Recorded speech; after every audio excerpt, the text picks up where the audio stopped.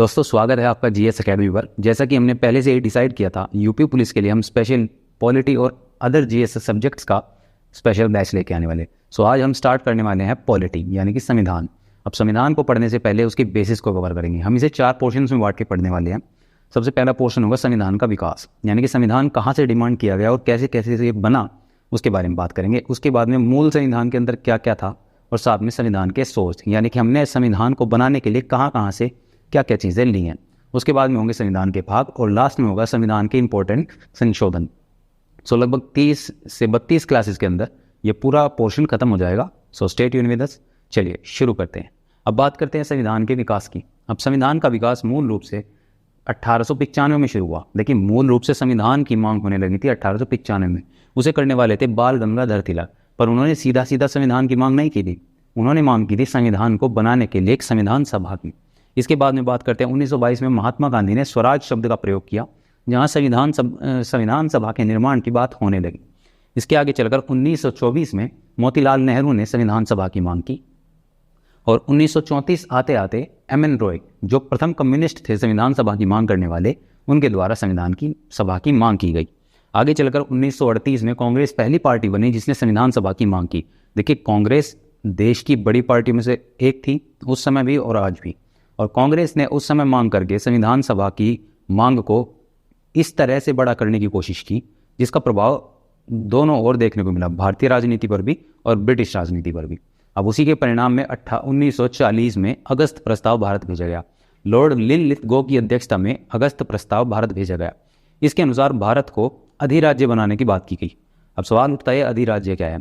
अधिराज्य का मतलब है भारत को एक ऐसा राज्य बनाने की बात की गई जहाँ के शासन व्यवस्था यानी कि क्षेत्रीय शासन व्यवस्था वहाँ के लोग यानी कि सामान्य लोग देखेंगे, किंतु एक आधिकारिक सत्ता के रूप में ब्रिटिश शासन उन पर कंट्रोल रखेगा। यानी कि कंट्रोल में हमें ब्रिटिशर्स के रहना पड़ेगा, पर हम अपने क्षेत्र में काम खुद करेंगे। तो इसकी पूर्ण रूप से भारत में विरोध होने के बाद इसके परिणाम में 1942 में द्वितीय विश्व युद्ध के दौरान भारत आया क्रिप्स मिशन। स्टैफर्ड क्रिप्स की अध्यक्षता में भारत आया था क्रिप्स मिशन। अब इसका बड़ा इंटरेस्टिंग उद्देश्य था। देखिए, प्रथम विश्व युद्ध में भारतीय सैनिकों ने ब्रिटिशर्स को जीतने में बहुत मदद की थी और वो चाहते थे कि द्वितीय विश्व युद्ध में भी भारतीय सैनिक ब्रिटिश की ओर से लड़े। पर समस्या क्या थी? ब्रिटिशर्स को समझ आ रहा था कि भारत में राजनीतिक उथल पुथल के कारण बहुत से लोग इस चीज़ को स्वीकार नहीं करेंगे। अब वो चाहते थे कि भारतीयों को एक छोटा सा लुभावना प्रस्ताव देकर इसको स्वीकार किया जाए। इसीलिए उन्होंने द्वितीय विश्व युद्ध में भारतीयों को कहा कि यदि आप भारत के लोग हमारी ओर से सेना में भर्ती होकर लड़ते हैं तो हम उन्हें पूर्ण स्वतंत्रता दे देंगे। हालांकि इस चीज़ को भी नकार दिया गया था। अब आप इसका स्क्रीनशॉट लीजिए, इसके बाद आगे चलते हैं। देखिए, 1942 में क्रिप्स मिशन को नकारे जाने के बाद में ब्रिटिशर्स को पूरी दुनिया में बहुत सारी हार का सामना करना पड़ा।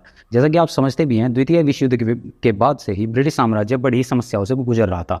ऐसे में भारत में आज़ाद हिंद फौज का गठन होना और उसके बाद में ज़बरदस्त क्रांतिकारियों का प्रभाव छोड़े जाना इस समस्या को और अधिक बढ़ा रहा था। ऐसे में ब्रिटिशर्स ने सोचा कि भारत से जितना जल्द हो सके निकला जाए। इसी उद्देश्य के साथ में उन्होंने 24 मार्च 1946 को भारत में कैबिनेट मिशन को भेजा। अब कैबिनेट मिशन की उस समय की अध्यक्षता पैथिक लॉरेंस कर रहे थे। याद रखिएगा, पैथिक लॉरेंस उसके अध्यक्ष थे। इसके अलावा 2 सदस्यों के नाम भी एग्जाम में पूछता है, स्टैफर्ड क्रिप्स तथा हेवी अलेक्जेंडर इसके सदस्य के रूप में भारत आए थे। अब यहाँ आने का इनका अलग ही उद्देश्य था। देखिए, अंतरिम चुनाव भारत में कराया जाना था। उसके साथ साथ संविधान सभा के गठन के संदर्भ में भी बहुत सारी जानकारियाँ ब्रिटिश साम्राज्य को देनी थी। कितने सदस्य चुने जाने हैं, कितने मनोनीत होने हैं, उन सभी के बारे में जानकारी ब्रिटिश साम्राज्य को भेजनी थी। अब इसके लिए उन्होंने अपनी एक रिपोर्ट तैयार की। 16 मई 1946 को कैबिनेट मिशन ने अपनी रिपोर्ट पेश की। अब रिपोर्ट पेश करने के बाद में उन्होंने 2 मुख्य उद्देश्यों को सामने रखा, संविधान सभा का गठन और अंतरिम चुनाव कराना। संविधान सभा के गठन के लिए उन्होंने कुल सदस्यों की संख्या 389 चुनी। 389 सदस्य टोटल होंगे जो संविधान सभा में बैठेंगे। अब इनमें से 296 सदस्य ऐसे होंगे जो निर्वाचित होंगे। इसके अलावा मनोनीत सदस्यों की संख्या 93 होगी।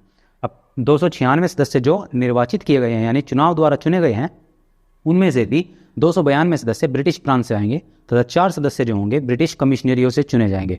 अब डाउट बनता है कि ब्रिटिश प्रांत क्या है और कमिश्नरी क्या है। देखिए, जिस प्रकार आज के समय में राज्य एक सामान्य राज्य होता है और एक होता है केंद्र शासित प्रदेश, उसी प्रकार से ब्रिटिश कमिश्नरियाँ थी केंद्र शासित प्रदेश के रूप में। ये टोटल 4 थी।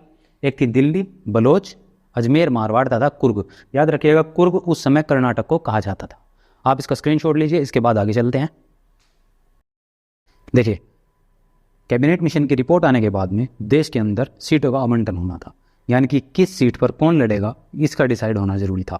अब ऐसे में सीटों का आवंटन जातिगत या कहिए धार्मिक आधार पर किया गया, यानी कि सामान्य यानी कि हिंदुओं के लिए 213, मुस्लिमों के लिए 79 तथा सिखों के लिए टोटल 4 सीटों को रखा गया। ये कुल 296 सीटों का आवंटन था जिन पर निर्वाचन होना था। इनमें से कांग्रेस ने 208, 213 में से 208, मुस्लिम लीग ने 73 तथा सिख कम्युनिटी ने केवल 1 सीट पर विजय प्राप्त की। याद रखिएगा, इस समय चुनाव के दौरान अंतरिम चुनाव जो जुलाई 1946 में कंप्लीट कराया गया था, इस समय मतदान की आयु मात्र 21 वर्ष थी और इसे 1989 में संविधान संशोधन करके 61वें संविधान संशोधन द्वारा कम किया गया और 18 वर्ष कर दी गई। चलिए आगे बात करते हैं। संविधान सभा का एक सदस्य उस समय कुल 10 लाख लोगों का प्रतिनिधि था, यानी कि वो अपने आप में 10 लाख लोगों का नेता था, उनकी आवाज़ था। चलिए आप यहाँ तक स्क्रीनशॉट लीजिए, इसके बाद में बात करेंगे संविधान सभा की बैठकों के बारे में।